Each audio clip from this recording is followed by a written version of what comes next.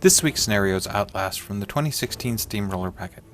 This scenario does not come with the Killbox Artifice effect and consists of two 12-inch zones, which can be controlled for 1 CP or dominated for 2 CPs. Victory conditions consist of 5 control points or caster assassination. Here today I'm playing another mercenary list, Captain Damiano and Kingmaker theme. With him I've got a Mule, a couple of Nomads, a unit of Rangers, a max unit of Halberdiers, a max unit of Steelhead Riflemen, a max unit of Trencher Infantries with their UA, and 3 Grenadiers. They're going to be good targets for Surefoot. Kell, Bailoch, Orin, Midwinter, Sergeant Nicolas, Verendrye, Madelyn Corbeau, and some of those are free, making the total point cost of this list 75. Alright, Pokey here, and today I would decide to go with Naaresh and a bunch of bugs, and of course my all-time favorite, Rhinodons.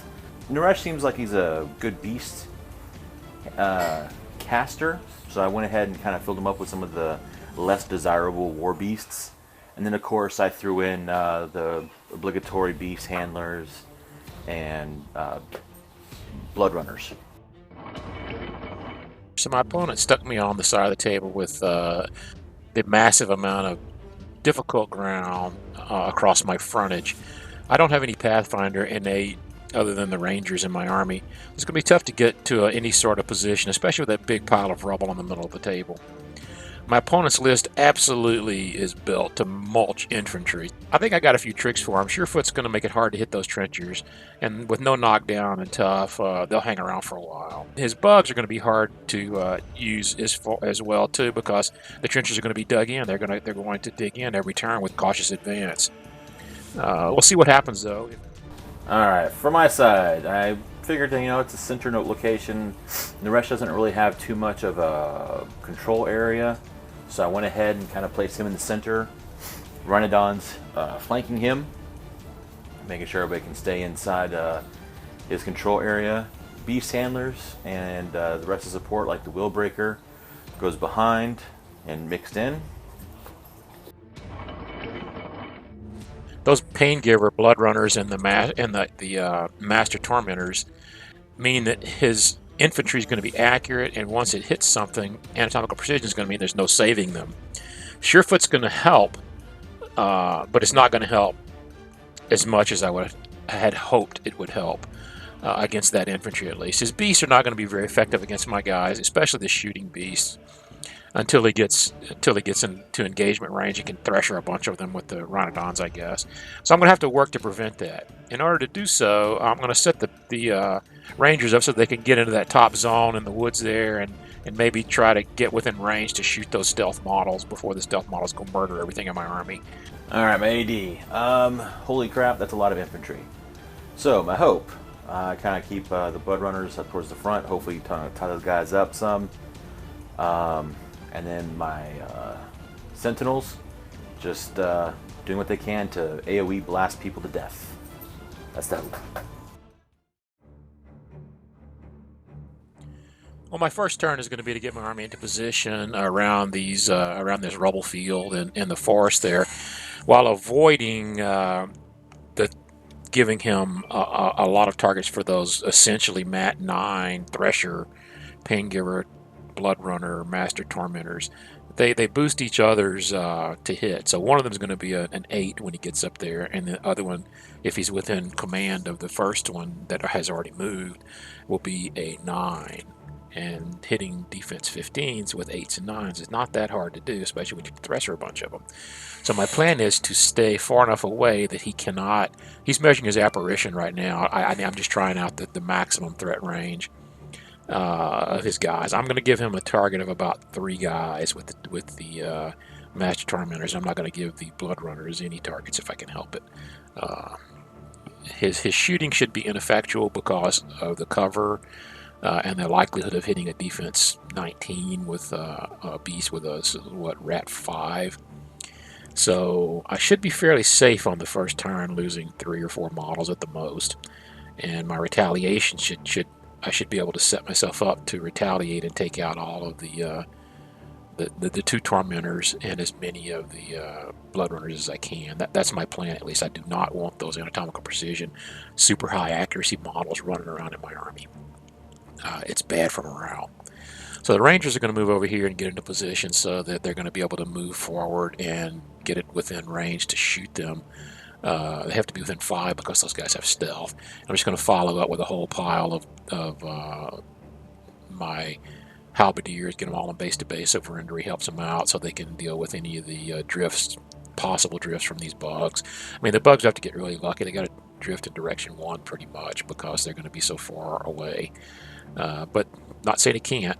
I'm going to keep the Riflemen away from the bug spray as much, or the bug AoEs as much as possible. They're going to be over there trying to deal with what's left of the Bloodrunners. All right, turn 1. This is going to be great. I actually remember my admonition moves with the Bloodrunners there and the Master Tormentors. Always my worst part was remembering those things had admonition to move forward. So that's out of the way. Now I got to plan the rest of my turn. Fort moved cautiously forward, I guess. You know, he went forward, but you know, with the pre-measuring ability, he allowed himself to be able to stay out of my threat range for charging. So that wasn't too good for me. I think the reach on the Master Tormentor is going to allow that one on the bottom of the screen to actually charge. Because speed 6, plus the 3 for charging, plus 2 for rush, for the reach of the weapon. So hopefully I'll be able to get to that one guy who's dug in. But I decided to go ahead and start with the bugs. And they go to lob forward. I'm hoping that with their ability to you know, boost, or not boost, have an additional die against living models, it'll help with the any deviations that may deviate onto other people. Except for didn't realize that dig in. Well, I knew, but I forgot that dig in doesn't allow for blast damage, so that was kind of a bummer. And so I was hoping to scatter more onto the backfield. But unfortunately, I think my scatters all went the wrong way. So that's that. Then Naaresh goes. He puts up some spell on the Bloodrunners, and then he cyclones sideways to get out of the way, or to get more into that trench. I thought it was a house at first, but after a while they told me it was a trench. So the white Master Tormentor ended up charging, and with anatomical precision was able to kill off that one guy, and then sprint over to the solo there, hoping to keep him from shooting my guys, because nothing's worse than that guy shooting your models, because that guy just sucks. So the other one charges, because like I said, you know, there with reach works out really well. And that one pretty much gets himself deeper into the lines. The hope there is that he'll be able to tie up some of those guys so the rest of my army can actually advance to where it needs to. And this is where we find out that other piece is a hill. I thought it was an obstruction, because it looks like it should be like a rock formation. So the one Rhinodon ends up running just to toe the zone, because knowing Fort, he's going to find some way to start scoring on round 2 if I don't do something. So yeah, trying to get in the zone. And then the other Bloodrunners, they end up running, pressing forward, running, whatever it is they call it. 2 of them ran up to hold down his front line. The unit leader actually kind of hung back at the max distance, and the rest of the unit kind of held back at the edge of the zone. Not a good tactic, I will tell you, because afterwards I'm like, wait a minute, I'm a complete idiot, because now all he has to do is kill off that one guy in the middle, and those 2 front guys can't even do free strikes, or the rest of the guys in the back of the zone are out of formation. So yeah, not a good plan on my part. Well, this turn I have to come up with a plan to free up Kell Bailoch, get rid of as much of his jamming infantry as I can, and not get my army murdered by all that threshing stuff. So, with that in mind, the Rangers are going to do like they planned from turn one, really from setup. They're going to move forward to get within range of shooting these stealth models and to add their +2 to hit from all my other shooting and see what happens. I have Warpath and Surefoot up. I'm going to try to get Death March on something for just to give the bonuses to hit. It's going to be on the Halberdiers. I don't really need the bonus to hit on the Beast, but the Vengeance move is going to help a lot, maybe. Hopefully I won't need to use the Halberdiers to clear out all this jam. Measuring to see what kind of threat ranges and retaliation I can expect.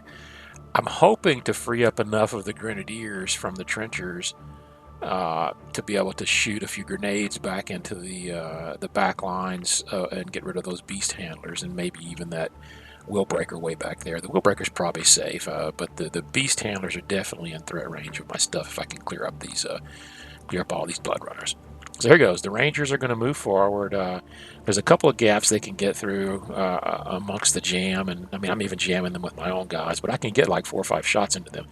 However, even with the +2 to hit, they suck, and they hit nothing. So the first part of my plan didn't work out so well. Let's see if we can clear out this Master Bloodrunner, Master Tormentor guy in the middle of the army. I gave a Nomad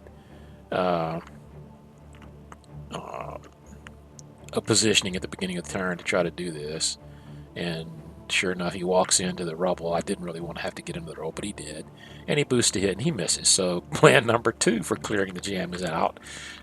Plan number 3, Damiano is going to go. He's going to put Death March up on the I'm going to upkeep both of my spells, and he's going to put Death March up on the Halberdiers, and he's going to use his ability to give the Halberdiers the battle maneuvers thing, to give his Paymaster to give the Steelheads reposition 5 at the end of the turn. I'm going to hope to use those to get into positions for next turn to put a feat turn into his beasts after I kill all this jam. Hopefully they can kill the jam with combined melee and Death March. The +2 mat from Death March. They should be able to do that. Not saying for sure because I just missed a whole bunch of much easier to hit shots, and then Nomad missed a boost, so we'll see. But that was a big roll there at 10, murders that guy. Problem number 1 out of the way. Now we're going to try to take care of the other 2 Bloodrunners that are over here in my lines, and we get rid of one of them. So I still have a little bit of a jam going on. He's got 1 guy in my line there, I believe. But the Halberdiers perform like they get a medal after this, or at least a hot meal. So they're moving up, repositioning, getting into places that I hope my opponent doesn't want them. The trenchers are going to go in next, and they're going to shoot up the Bloodrunners as best they can over there. The Grenadiers are going to advance forward into the middle of the battlefield and shoot a few grenades at I can't think of their names, the beast handlers, and hopefully there's a couple of them that are close enough together I might be able to get 2 of them with 1 shot, and with the high explosive, the POW 10 blast damage from these grenades, it's going to take them out if it hits one of them, or even if it drifts on them. With Surefoot up, these guys are hard to deal with. I'm going to dig them all in until they're getting a cautious advance. That cautious advance with Surefoot is just really good. Of course, you can just walk up and engage them and take them all out and remove the dig in on all of them. It's kind of silly. I guess the enemy carries little shovels and they throw in and fill in their foxholes or something. I don't know. I guess it's just as silly as digging a foxhole as you're walking forward anyway. So we'll overlook all of that. So we shoot a grenade at this big Rhinodon hide behind a wall, and we miss him, and the drift goes nowhere. I was hoping to get that Bloodrunner that was next to him there with the blast damage, but nope, was not to be. And the drift just dropped into the middle of nowhere. Now I'm going to shoot this guy here, and I get him, and it hits him directly, which is going to kill both of them with a POW 10. Two more beast handlers to go, and that's a big blow to my opponent's army there. Skorne's very reliant on their support, and beast handlers are like the definition of support. I mean, their damage mitigation, their damage increasing, their fury management, so they got a little bit of everything going for them. The only thing they don't have, which hopefully will change, and I believe it is changing in the errata, is no more free charges. He's down to a couple of Bloodrunners, one Beast Handler, one Willbreaker, and his caster is the only infantry he has left. So I'm starting to feel really good about this. I don't think he can kill enough of my stuff to make it so that when my feet turn goes off, I don't kill most of his army or cripple most of his army. I should be able to play Scenario too. Most of his stuff is in the center of the board, but he's I don't think he can contest the northern zone too much after this turn, after my plans for this turn, without losing a lot. Now here's my plan for getting rid of the beast, this Tormentor that's handling Bailoch. I'm going to run the Mule over there, bounce an electric leap off him. I'll get at least one, and it's going to pop into that beast handler and blow him up. And that was the plan, and it worked perfectly. Yay, Orin Midwinter. He can play in my army anytime. Now the Mule uses Warpath to move forward, puts him in within 12 inches of those beasts that are there, so he gets to aim. He's going to aim and gets +4 range because of aiming. He's going to boost to hit. He needs like a 4. Oh, gee, guess what? I get a 4. That's normally a really bad roll, but it's exactly what I need to hit, and I have double 1, so that's a crit. So I'm going to throw these guys. There's 3 models. 3 of his heavies are in my blast, so it's going to be really bad for him. They're all going to get thrown a d6 inches directly away from the Mule. And they take 2 damage rolls, one from the ranged attack and the blast damage, and then one from the actual throw. And the throw is not a ranged attack, so even that beast with the carapace is going to take the full damage from it. No, it's not a lot. It's like 14 or 15, I think. But it's something. I didn't put any fury on him, so I can't boost him, and I can't boost collateral anyway. So there's the damage rolls. It does a little bit. I rolled 111 in there, so I put a little bit of damage on the middle Rhinodon, I believe it was. But the throw, the knockdown on the 2 Rhinodons is really good. Of course, the beast, the bug, has steady, so he can't be knocked down. Now, I'm thinking that Verendrye gives Damiano +2 armor, but I find out that it's only for Halberdiers, so I make that mistake, and my opponent graciously lets me move it back and then run him over to the other side of the table, where he should have been in the first place anyway. He'll set up. And we're going to do parlay with Madelyn to keep any Cyclone shenanigans from Naaresh murdering my caster. And then Kell Bailoch's looking for something to do. I should probably just shoot that beast, but I have my sights and my heart set on taking out that last beast handler. So that's what he's going to do. I'm trying to get a line of sight bead through there, and I finally just get tired of trying to measure it and just move him up to within range and shoot the beast handler. Alright, turn 2. Bloodrunners didn't make it as long as I was hoping for, but, well, you know, some made it. The Master Tormentors just, yeah, well, they did what they're supposed to, I guess. And now I have, you know, a lot of infantry coming my way. And it's not a good option for me. So I ended up doing their apparition moves. Because, well, don't want to forget that. But it's all about the placement, so I got to figure out where I'm going to place them. Making sure, you know, trying to get everybody into formation, because I think one of the guys is still alive at the very top of the screen. That's still kind of stuck in with whatever those scouts or whatever those guys are called. So, so yeah. So now I'm just sitting here waiting to see what trying to figure out the plan. Unfortunately, all I can really do is shoot at the Halberdiers and hopefully I can take out some of them. Unfortunately, they have Death March up, so that pretty much means that they're going. Anybody that I kill, they're going to get a vengeance move, swing, and then potentially another charge after they kill off whatever it is they're swinging on. Not overly good for me. Especially with me having so few models and him able to get so much in on my guys. Now here's in a few minutes you're gonna see where I'm gonna get a little on the turned edge of this, because as you can see, I'm measuring out from my caster where exactly I can get to, and everything else. And this is where Fort tells me that because of the hooker, or whatever her name is, the escort or whatever she is, I can't target his caster. A warrior model cannot target his caster. Well, I have no other beast that can get there, but I would have had a good run with my caster to get there and had a good potential for killing him. I could have charged, cycloned up, hopefully killed off those guys, and then charged his caster, and then would have been a good, I had a good chance. But unfortunately, with whatever her face is up there, that stopped that. So when you saw the picture change, we actually had to pause the camera because I got really bent out of shape on how broken that was. And trust me, when I was at the table with Fort, there was a lot of other choice, colorful words that I was wanting to use at that point in time. But we were there. I was going to see how far out it went. There was no reason not to continue the game because, well, there's times where, you may not get the Hail Mary you're hoping for, but other opportunities do open themselves up. So with that, I went ahead and we continued.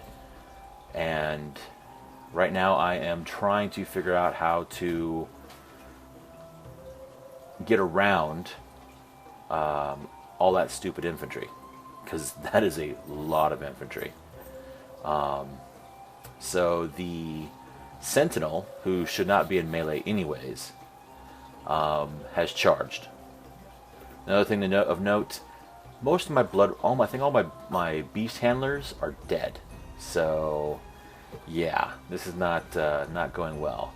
And right now my dice rolls are going abysmal. I mean, I have horrible dice rolls going on, and it's not good. It's the dice rolls are just horrible. So I end up cycloning up. I swing for that guy, and I end up missing him because, once again, dice rolls not good. And then I charge what's his face, and I'm able to kill him, which now puts my caster in the zone with only that one jack that I have to worry about. My ultimate hope is after I pop feet, everybody cuts for what they're cutting for, which I'm only going to have 2 of my beasts do that because I think only 2 of them are going to be affected. I then have, because unfortunately I can't enrage him, I'm going to have him do his charge at +3 instead of +5 because of enrage. So spending 1 to charge, I go through, I do all my base attacks, which are all at 1 inch away. Luckily I had the angle that I could avoid the wall. And then I start to buy attacks, because I'm actually hitting it, was it POW 17 right now, which isn't too terribly bad. Kind of wish it was a little better, but unfortunately I don't do enough to kill off that jack.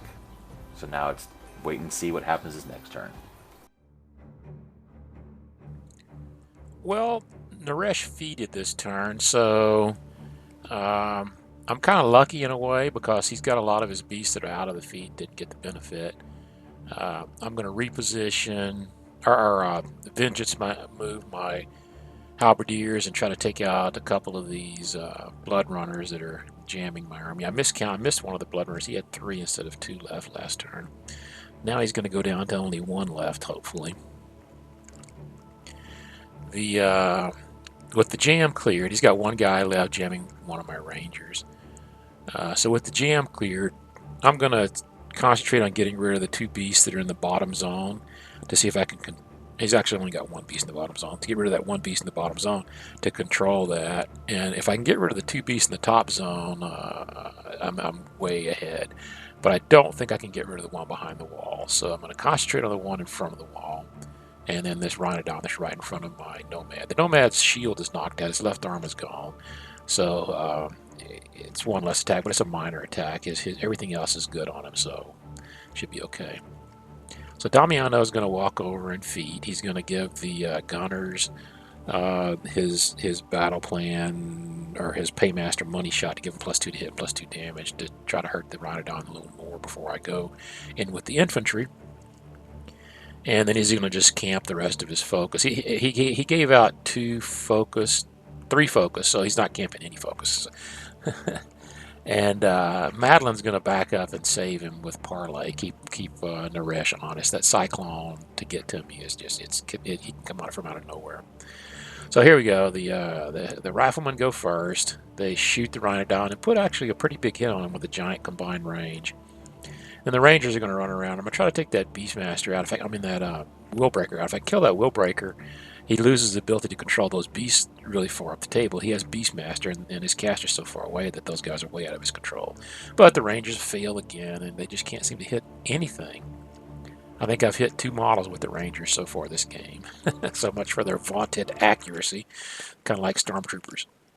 I'm plotting and planning now. I can't make up my mind what I want to do, so I kind of do the parlay move with Madelyn. Here goes the Nomad. He's going to stay in the feet, so he gets the +3 strength.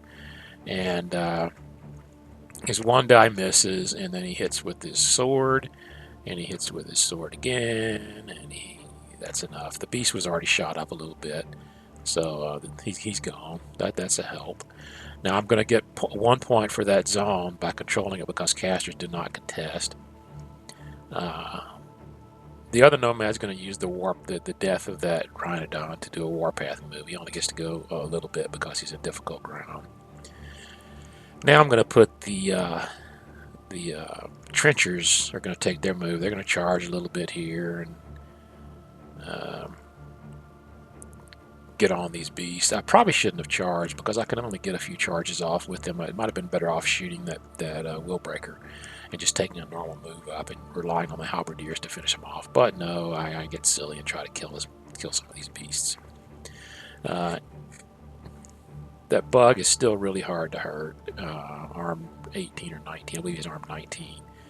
Even with Damiano's feet, I don't hit hard enough to crack the armor reliably on 3 dice. It's better than nothing, I guess. So here goes the rolls. I don't get the charge attack bonus on several of these because they didn't move far enough. I think I get 1, maybe 2 on that bug that's the proxy base, and then the 3 on the other bug. 1 hit did a tremendous amount of damage. The other ones just kind of plinked here and there. It means that bug that's sitting by the trench there is likely to live, but the bug that's the proxy base, the Mule, should be able to take him out sitting on 2 focus. Another big roll. Maybe I don't need any help. These trenchers are proving me wrong. They're rolling 16s and 17s and 15s for their damage rolls. So here go the Halberdiers to earn their pay once again. I don't know where they keep getting all these guys. They die like flies. They must reproduce like bunnies. Yeah, son, you and your 7 brothers are all going to be Halberdiers just like your dear old departed dad. Here goes. Stabby stab. I can get a lot of them on this guy. I was thinking that this difficult ground was going to be difficult to get through to get on the guy, but it wasn't so bad. I can't get anybody on that back Rhinodon, so he's going to keep me out of that zone for this turn, so I'm only going to get 1 point. But it's going to put me way ahead. I mean, he's not going to have anything that can deal with the rest of my army. I mean, he's only going to have 2 or 3 beasts left alive in his caster, and that's going to be the end of the game, really. Right now, we're just doing mop up. Oh, the Mule, I forgot. He still has that one proxy bug, so the Mule's got to go deal with him. Here comes Verendrye. I'm looking for a line of sight. The laser says that I have it. To that last Beast Runner who's jamming my guy up. Verendrye has nothing else to do, so he's going to charge that guy and stab him. Or chop him with his giant axe thing. I think it's called a halberd or something like that. Maybe that's where the name Halberdier comes from. Okay. So here goes. The Mule's going to walk over. It's going to chop on this dude. It's rolls big dice on the first roll, so that was really good. Hits him again. Chops him down to very few. He's got like 5 or 6 boxes left, so almost anything kills him. And the +3 damage is just the +3 strength from the feet is just brutal on these models. Use my Warpath move. I don't know where I want him to go, so I fiddle around. I don't want that Rhinodon to kill me. I thought that he had a 2-inch reach on his tail, but I was incorrect, so I should have stayed up next to that wall. He would have been able to get to me. So here goes Orin. He's going to take his shot at Naaresh. Naaresh murdered Orin's buddy. Orin worked hard to free up Kell Bailoch last turn, and Kell Bailoch got ballsy and walked down in the middle of the zone, and Naaresh just couldn't resist. Alright, I mean, it's turn 3. This is great. Unfortunately, now he has popped his feet. And I'm just trying to see who all I can pull Fury from, because I'm going to have an issue with my Fury management. So, I think the one Rhinodon ends up not frenzing, because, well, it's a Rhinodon. Do you really fear it frenzing on you? Now I'm checking to see who is where and where is who. So I can see what I can do about killing off those 2 jacks at the bottom end. So I take the Willbreaker, I move him up so he can force the Rhinodon at the top end, because he has the ability to do that. And then he ends up putting Puppet Master on the other one, because the hope there is that, well, he's going to be able to go in there and kill off the one wounded jack that's in the zone, and hopefully put up a roadblock for that purple one to come in on my caster. But I think at this point in time, I kind of see the writing on the wall. So now it's just a matter of trying to do as much damage as possible and go from there. So he goes in, the one Rhinodon at the top goes in, he does a Thresher. Unfortunately, I mean, even at Mat 6, not the greatest out there, but it's better than Mat 5. And Thresher being what it is, allows me to swing on everybody, so that's good. And then, so he ends up finishing up. Then that other one activates. He charges that one jack. And I'm hoping he actually finishes him off this turn. Or either that, or he maybe left him on 1 box or something stupid. But I think it took me all my dice rolls, because under Damiano's feet, those things are super stupid armor, making it really tough to get to take out even his heavy jacks. I mean, I'd need bronze back level damage, I think. So now I'm measuring that hole where my Sentinel once was, to see if my caster can get in there after a move and then a cyclone, to hopefully clear out those guys, and hopefully be able to do something decent with that last Sentinel, and then getting all the guys, all my beasts back into my control area. So that is what I ended up doing. And out of 5 guys, I hit 2 of them. And I think he ends up toughing with 1 of them. So, and with Surefoot up, they can't be knocked down. Plus, they have a stupid high defense.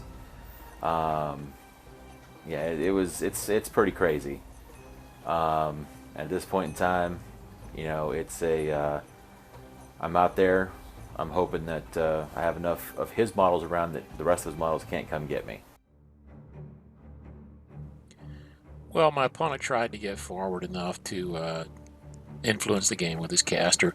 And I could try to assassinate him here right now, but it's not a sure thing. Whereas if I just clear the 2 zones, that turns into a sure thing. With parlay up, his caster can't hurt my caster without getting rid of Madelyn, and Madelyn can stay far enough away that she's fairly safe. So we're going to go with the Mule, load him up, and he's going to go try to finish off this last Rhinodon. This Rhinodon's beat up a little bit, but not a lot. He doesn't have spiny growth on him, I don't think. No, he doesn't. So he's not going to murder my Mule with this. I get him to about 2/3 dead. I have to come up with a plan to finish him off to score this zone. The Rangers are going to try one more time to shoot this Willbreaker. Oh, and they connect. Dead. Yay. 1 turn too late, fellas. We'll let you consider to have redeemed yourself. We're going to Warpath the Mule a little bit. And then, yeah, I want to Warpath him to get him out of the way, not in the way. So I'm going to move him to let those trenchers get to him. Naaresh didn't kill very many of those trenchers with his balls to the wall charge there. Surefoot and tough is hard to deal with, I guess. This Nomad finishes off the other guy in my zone and then beats on the bug a little bit. This bug is beat up some, so the Nomad is able to kill him too. So I get 1 point for that.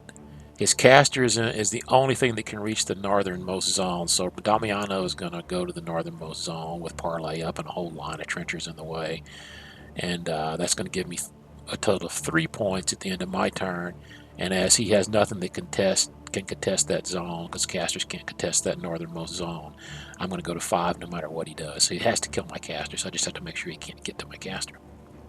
They're all stabbing him, and they hit him a little bit, but he's a high defense, and he gets better. He gets tougher to hurt the more damage he takes, so it's not likely I'm going to kill him. Their mission is not to kill him, though. Their mission is just to surround him. I'm done with that. We're not playing on the clock, or I wouldn't be doing these attacks. I would just move the guys to get them in the way. So now we're going to block and make a wall of bodies so that he can't get around me, even with cyclones and stuff. Damiano is going to... There goes the running Riflemen. They smell blood. Damiano is going to walk into the zone behind this with parlay up, and he should be totally safe. Verendrye is going to walk over to block off another little charge lane. And I'm going to pass the turn with 3 points. Alright, turn 4. Was not expecting to be surviving till turn 4. But with Fort getting 1 the turn before and then 2 this turn, on his 3rd turn, no matter what happens, I don't have anything to get over to his zone to contest. So he will get his 4th and 5th point. So we just call the game because no matter what I do, that will be the end of game. Alright, afterthoughts. First and foremost, I'm going to tell you that is a hard list to face up against. That is a lot of dudes. Maybe I should have done more homework, but let me tell you, oh, that was tough. I mean, it was a lot of dudes. There were a lot of dudes in that list, and it was tough to get around. I mean, it was tough to get around. He had 4 heavies. I think it was 4 heavies, plus all that infantry. It was a great build, and you know, I'm hoping that I can come back at some point in time and reface it with a more well thought out list. So not anytime soon though. I gotta wait for the errata. But thanks for watching. Hope you all enjoyed it, and yeah, have a good day.